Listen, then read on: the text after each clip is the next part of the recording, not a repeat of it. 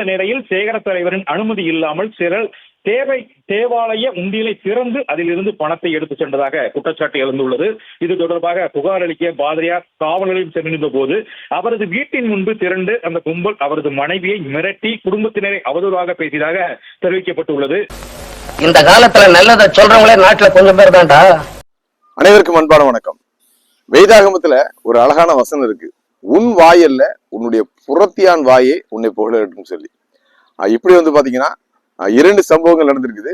ஒண்ணு என்னன்னா, புறத்தியான் அவர்கள் பாத்தீங்கன்னா ஒரு குருவானவரை, அதாவது கர்த்தருக்கு ஊழியம் செய்கிற ஒரு மனிதரை பாத்தீங்கன்னா புகழ்ந்திருக்கிறார்கள். யாரும் சொல்லாமல் அவர்களாகவே முன் வந்து புகழ்ந்திருக்கிறார்கள். அது பாத்தீங்கன்னா தூத்துக்குடி நாசிரியர் திருமணத்தில் நடந்திருக்கிறது.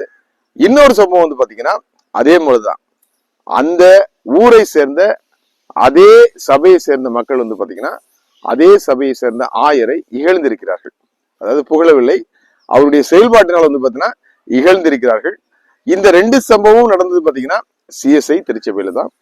அதாவது முதலாவது சம்பவம் எங்க நடந்துச்சு அப்படின்னா, தூத்துக்குடி நாசிரியர் திருமணத்துல பாத்தீங்கன்னா கோரம்பலம் அப்படின்னு சொல்லி ஒரு சேகரம் இருக்குது. அங்க பாத்தீங்கன்னா கடந்த 4 ஆண்டுகளாக பாத்தீங்கன்னா வெலிங்டன் ஜோசப் அப்படின்னு சொல்லி ஒரு ஆயர் பணியாற்றி வந்தார். நானும் அவரை பற்றி நானாகவே முன் வந்து அந்த கிராம ஊழியங்கள், அது போல பாத்தீங்கன்னா தெருமுனை கூட்டங்கள் அவர்கள் நடத்துனதை பார்த்து வியந்து நானாவே என்ன பண்ணேன், ஒரு அப்ரிசியேஷன் கொடுத்தேன். கிட்டத்தட்ட 40 கிராமங்களுக்கு மேல போய் சந்தித்து கர்த்தரை பற்றி அறிவித்து ஊழியத்தை மிக உற்சாகமாக CSI ஆயர்கள் பாத்தீங்கன்னா இந்த அளவுக்கு வீரியமாக இந்த காலத்துல செய்கிறது இல்லை. அவர் செய்ததுனால பாத்தீங்கன்னா என்னை கவர்ந்த ஒரு மனிதனாக மாறினார். கடந்த சில நாட்களுக்கு முன்பாக தூத்துக்குடி நாசிரியர் திருமணத்துல நடந்த அந்த பணி மாற்றத்துல ஐயாக்கம் பாத்தீங்கன்னா டிரான்ஸ்பர் போட்டிருக்காங்கன்னு சொன்னேன். அதாவது கோரம்பள்ளம் திருச்சபையிலிருந்து ஸ்பிக் நகர் சேகரத்துக்கு ஐயா மாத்திருக்காங்கன்னு சொன்னேன். அதற்கு காரணமும் சொன்னேன். அங்க இருந்த சில சரியான புரிதல் இல்லாத காரணத்தினால பாத்தீங்கன்னா ஸ்பிக் நகருக்கு மாறுதலாகி செல்கிறார்னு சொல்லியிருந்தேன். ஆனால் தற்போது பாத்தீங்கன்னா ஐயா ஸ்பிக் நகருக்கும் செல்லாமல் சியோ நகர், வெள்ளாளன் விலை அருகில் இருக்கின்ற சியோ நகருக்கு மாறுதலாகி சென்றிருக்கிறார்கள். ஐயா அவர்களுக்கு முதலாவதாக என்னுடைய மனமார்ந்த பாராட்டுகளை தெரிவித்துக் கொள்கிறேன். நீங்க அங்கேயும் சென்று அது பாத்தீங்கன்னா என்னுடைய கிராமத்தின் வெள்ளாளமலை கிராமத்தின் அருகாமையில் இருக்கின்ற ஊர், அங்கேயும் தொடர்ந்து நீங்கள் பாத்தீங்கன்னா கர்த்தரை பற்றி இது போன்று நீங்கள் இப்போது எவ்வளவு தாகத்தோடு செய்தீர்களோ அப்படி செய்ய வேண்டும் என்று நான் வாஞ்சிக்கிறேன். இன்னொரு விஷயம் என்னன்னா, ஐயா கோரம்பலம் திருச்சபையிலிருந்து மாறுதலாகி செல்லும் பொழுது ஏற்கனவே அங்க இருக்கின்ற அந்த கமிட்டிக்கும் ஐயாக்கும் பாத்தீங்கன்னா சரியான புரிதல் இல்லைன்னு சொல்லியிருந்தேன்.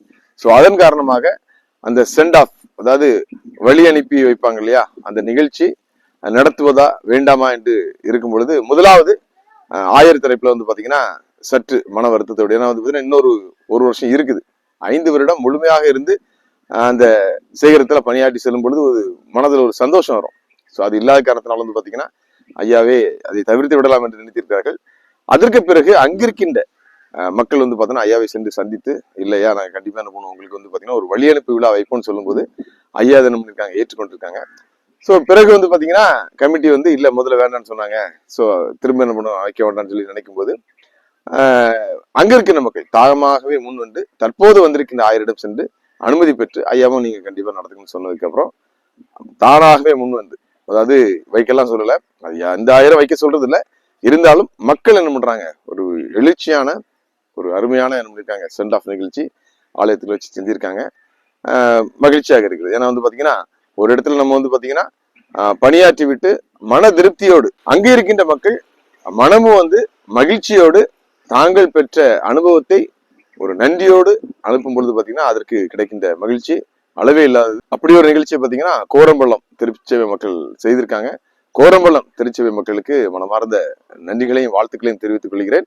இன்னொரு சம்பவம் பாத்தீங்கன்னா திருநெல்வேலி திருமண்டலத்துல மானூர் அருகில் இருக்கின்ற இந்த கட்டாரம் குளம் அப்படிங்கிற இடத்துல பாத்தீங்கன்னா ஒரு சம்பவம் நடந்தது. கடந்த 2 நாளைக்கு முன்னால பாத்தீங்கன்னா நம்முடைய சமூக வலைதளத்துல நான் அதை வெளியிட்டிருந்தேன். தற்போது பாத்தீங்கன்னா அந்த பிரச்சனை எதற்காக நடந்தது என்று நமக்கு தெரிய வந்திருக்கிறது. அந்த இடத்துலயும் பாத்தீங்கன்னா 2 சமுதாய மக்கள் பாத்தீங்கன்னா அண்ணன் தம்பிகளாக, ஒரு தாய் வயிற்றின் பிள்ளைகளாக பாத்தீங்கன்னா மகிழ்ச்சியாக இருக்கிறாங்க. அப்போ பாத்தீங்கன்னா 2 வருடத்துக்கு முன்பாக அங்க என்ன பண்றாரு, இந்த குறிப்பிட்ட ஆயர் பாத்தீங்கன்னா பணி மாறுதல் பெற்று போறாங்க. அதற்கு முன்பாக கடந்த 30 வருஷமா அங்க என்ன பண்றாங்க, ஒரு சபை ஊழியர், ஒரு ஆசிரியர் பண்றாரு, பணியாற்றி கொண்டு வருகிறார். சோ அவருக்கும் அந்த ஊர் மக்களுக்கும் ரொம்ப ஒரு அட்டாச். 30 வருஷம் வந்து பாத்தீங்கன்னா ஒரு இடத்துல ஒரு சபை ஊழியரா ஒரு மனுஷன் இருக்காருன்னா எந்த அளவுக்கு வந்து பாத்தீங்கன்னா ஒவ்வொரு வீட்டிலும் தெரிந்த ஒரு நபராக இருப்பார் என்பதை நாம் சொல்லி நீங்கள் தெரிந்து கொள்ள வேண்டிய தேவையில்லை. சோ அப்படி இருக்கும்போது இந்த ஆயர் வந்த பிறகு குறிப்பாக வந்து பாத்தீங்கன்னா சில விஷயங்கள்ல வந்து பாத்தீங்கன்னா அங்க இருக்கின்ற அந்த சபை மக்களுக்கும் ஆயருக்கும் வந்து பாத்தீங்கன்னா சில முரண்பாடுகள் வந்து கொண்டே இருக்கிறது. அதன் உச்சகட்டமா தான் பாத்தீங்கன்னா கடந்த வாரம் பாத்தீங்கன்னா அங்க இருக்கிற நிர்வாகம் ஒரு சில விஷயங்கள் என்ன பண்ணுது, அதாவது விபிஎஸ்ல வந்து ஆரம்பிக்குது இந்த பிரச்சனை. அதாவது இந்த விபிஎஸ் பிள்ளைகளுக்கு பாத்தீங்கன்னா தினசரி சாப்பாடு போகணும்னு சொல்லிட்டு ஆயர் விரும்புவதாக சொல்றாங்க. ஆனா வந்து அங்க இருக்கிறவங்க இல்ல, எப்பவும் கடைசி நாள் 10வது நாள் தான் போடுவோம், அதை மட்டும் போட்டா போதும் சொல்லும்போது ஆயர் என்ன பண்றாரு, தன்னிச்சையா போய் சிலரை சந்தித்து டெய்லி போடுறதுக்கு என்ன பண்ணுங்க, அரேஞ்ச் பண்ணுங்கன்னு சொல்லி சொன்ன உடனே அரேஞ்ச் பண்றாங்க. ஸோ அப்ப இருக்கிற அங்க இருக்கிறவங்க நினைக்கிறாங்க இல்ல அப்படி செய்ய வேண்டாம்னு சொல்லும்போது பாத்தீங்கன்னா சில கான்ட்ரவர்சி வருது. அதற்கு பிறகு பாத்தீங்கன்னா அங்க இருக்கிற உண்டியலும் பாத்தீங்கன்னா நிறைந்த நிலைமையில் இருக்குது. ஸோ அது பூட்டு போட்டுருக்குது. ஆயர் தரப்புல என்ன பண்றாங்க, அதை வந்து என்ன பண்றாங்க கேட்கிறாங்க.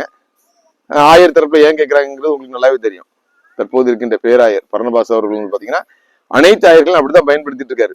அவருடைய கலெக்ஷன் ஏஜென்டாக அங்க இருக்கின்ற பணத்தை பெற்று அவரிடம் நேரடியாக கொடுக்கிற ஒரு மனிதர்களாக தான் ஆயர்களை பயன்படுத்திட்டு இருக்காரு. ஸோ அப்போ என்ன பண்றாங்க, அங்க இருக்கிற மக்கள் இப்பதான் வந்து பாத்தீங்கன்னா நிர்வாக கமிட்டிலாம் எதுவுமே கிடையாது, லே செக்ரட்டரி கிடையாது, டிசி கிடையாது. ஸோ கமிட்டி சரியா இல்லாதனால ஆயர்களுடைய கைதான் இப்போ ஓங்கி இருக்குது திருநெல்வேலி திருமண்டலத்துல.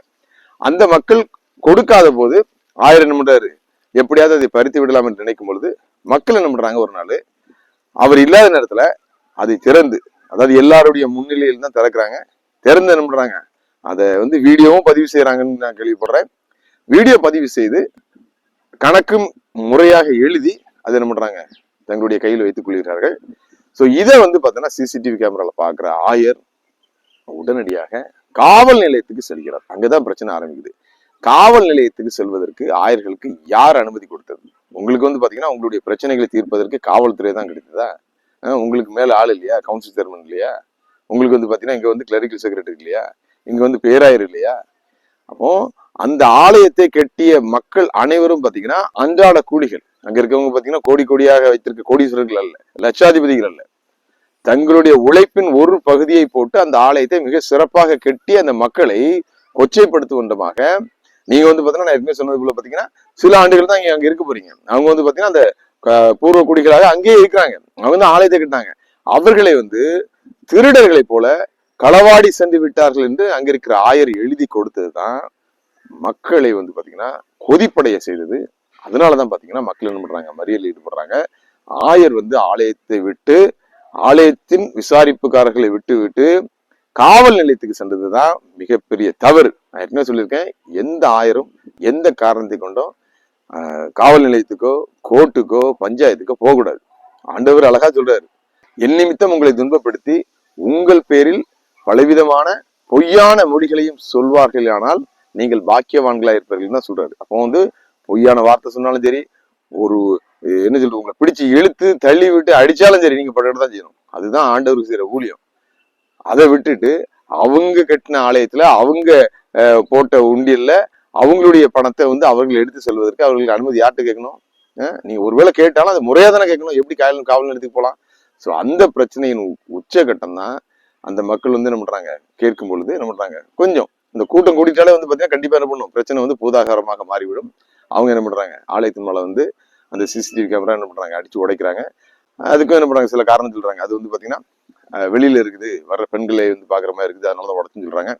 அதாவது பிரச்சனை வந்துட்டாலே பாத்தீங்கன்னா என்ன பண்ணுவாங்க, ஏராளமான காரணங்கள் சொல்ல ஆரம்பிச்சிருவாங்க. அப்படி வந்த பிரச்சனை தான் அதுக்கப்புறம் என்ன பண்ணுது, பூதாகாரமாக மாறி தற்பொழுது அந்த ஆலயத்தை கட்டிய மக்கள் மேலே பாத்தீங்கன்னா 7 பேர் மேல கேஸ் போட்டிருக்காங்க. இதற்கு காரணம் அந்த ஆயர் தான். இதை வந்து இந்த பிரச்சனையை வந்து பாத்தீங்கன்னா தீர்த்து வைப்பதற்கு திருநெல்வேலி திருமண்டலத்துல ஆட்கள் இல்லையா, பேராயர் என்ன செஞ்சு கொண்டிருக்கிறாரு. அவருக்கு வந்து பாத்தீங்கன்னா பணம் கிடைச்சா போதும், அங்கிருந்து என்ன பண்ணும், கலெக்ஷன் கொண்டு வந்து கொடுத்தா போதும், வாங்கி என்ன பண்ணுவாரு, போட்டு வச்சுக்கிட்டு அதுக்கப்புறம் என்ன பண்ணுவாரு, அவர் வேலையை பார்க்க போயிருவாரு. ஒரு மேய்ப்பன் ஆயர், பிரதான மேய்ப்பன் வந்து பாத்தீங்கன்னா பேராயர், இவர்கள் 2 பேருடைய செய்கை தான் இன்னைக்கு வந்து பாத்தீங்கன்னா அவர்களை நடுவீதியில் வந்து சண்டையிட்டு அனைத்து தொலைக்காட்சிகளிலும் அவருடைய பெயர் வந்து பாத்தீங்கன்னா ஏதோ ஒரு 3ஆம் தரப்பு மனிதர்களை போல வந்து இன்னைக்கு வந்து பாத்தீங்கன்னா கேஸும் போட வச்சிருக்கிறது. தற்பொழுது செய்ய வேண்டியது ஆயர் நீங்க தான் என்ன பண்ணணும், போய் உடனடியாக அந்த வழக்குகளை வாபஸ் செய்ய வேண்டும். அது எவ்வளவு பெரிய வழக்குனாலும் சரி, உடனடியாக வாபஸ் செய்து இருதரப்பையும் அழைத்து பேசி பேராயர் செய்யணும். ஒருவேளை பேராயர் செய்த தவறினால் நாங்க கூட வந்து சேருக்கு தயாரா இருக்கோம். ஒரு மீடியா அப்படிங்கிற முறையிலையும் சரி, அதுபோல என்னோடு இருக்கின்ற மக்களும் நாங்கள் வந்து கட்டாரங்குளத்தில் அமைதி கொண்டு வருவதற்கு நாங்கள் தயாராக இருக்கின்றோம். நிச்சயமாக ஆண்டவரின் பெயரை சொல்லி நடத்துகின்ற ஆலயத்தில் அந்த மக்கள் மேல் அவர்களை கொச்சைப்படுத்துவது போல காணிக்கை பணத்தை திருடி விட்டார்கள் என்று சொல்வதோ, கலவரத்தில் ஈடுபட்டார்கள் என்று சொல்லி அவர்கள் மேல் கேஸ் போடுவதோ எந்த வகையிலும் ஏற்றுத்தொக்கது அல்ல. இதை அங்கிருக்கின்ற ஆயரே செய்வது, பேராயர் வேடிக்கை பார்ப்பது மகா கண்டனத்துக்குரியது. உடனடியாக கட்டாரங்குளத்தில் இருக்கின்ற ஆயரும் திருநெல்வேலி பேராயரும் இதில் தலையிட்டு இந்த பிரச்சனைக்கு நல்ல தீர்வு காணுமாறு, சிஎஸ்ஐ திருமண்டலங்கள் தியாகத்தால் உருவாக்கப்பட்டது. அங்கே இருக்கின்ற மக்கள் தான் முக்கியம். அந்த மக்கள் கட்டிய ஆலயம் தான் வந்து பாத்தீங்கன்னா ஆண்டவருக்கு மகிமையை கொண்டு வரும். ஆயர்களும் முக்கியம்தான். ஆனால் நீங்கள் உங்களுடைய கடமையை உணர்ந்து, உங்கள் பொறுப்பை உணர்ந்து செயல்படும் பொழுது இது போன்ற பிரச்சனைகள் எதிர்காலத்தில் வராது என்பதே என்னுடைய கருத்து. அனைவருக்கும் நன்றி.